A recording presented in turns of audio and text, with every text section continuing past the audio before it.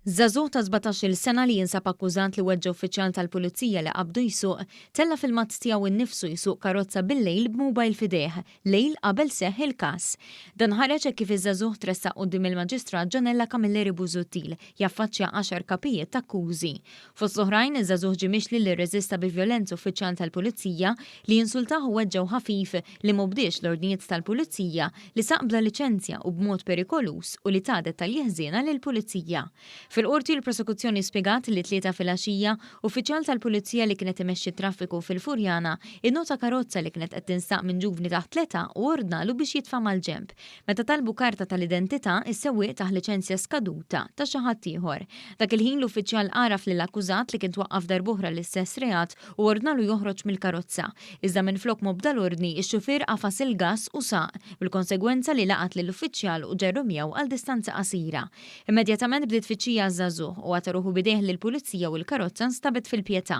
Iż-żagħżugħ wieġeb mhux ħati għall akkużi miġjuba kontrih. Minkejja li ġie rimarkat li l-isfond problematiku taż-żagħżugħ aktar x'wassal għall-imġiba tiegħu, il-prosekuzzjoni qalet li jkun perikolus għas-sigurtà pubblika jekk jinħeles mill-arrest. Il-Maġistrat ordnat li żagħżugħ jinżamm arrestat fil-faċilità operata mill-Young Offenders Rehabilitation Services u rakkomandat lid-direttur tal-ħabs biex jassigura li żagħżugħ jingħata kull assistenza medika li jeħtieġ, inkluż assistenza psikoloġika.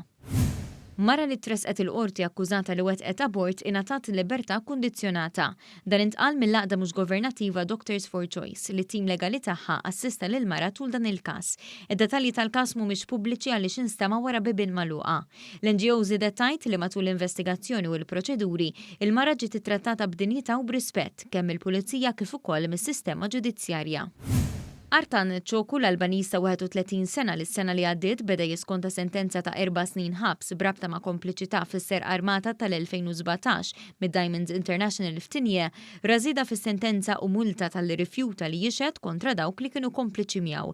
Fil-fatt ir-raġel ġie sentenzjat xarejn oħra ħabs u multa ta' 3,000 euro. L-Albanis iddaħħal il-ħabs fi frar tas-sena li għaddiet wara li ammetta li jen fit-tħejjija u loġistika tal-hold-up li allegatament twettaq minn Daniel Muka, Ħuh Bektax u Ramazan Hisa li għadhom qed jaffaċċjaw akkużi simili. Il-qorti ħarġet mandat ta' arrest internazzjonali kontra Portugiż li hu maħsub li ħarab waqt li kien fuq pledġ brabta ma' akkużi li importa 5 kilogrammi ta' tipi differenti ta' droga. Pedro Enrique Correa de Sousa kien ġie arrestat fl-ajruport Malti fl-2018 wara li kien għadu kif wasal minn Spanja. Dakinhar kienet instabet id-droga moħbija fil-bagalja u sussegwentament kien ġie akkużat li importa 4 kilogrammi kannabis kif ukoll kokaina u ecstasy. 4 xhur wara de Sousa kien inħeles mill-arrest fuq diversi kundizzjonijiet.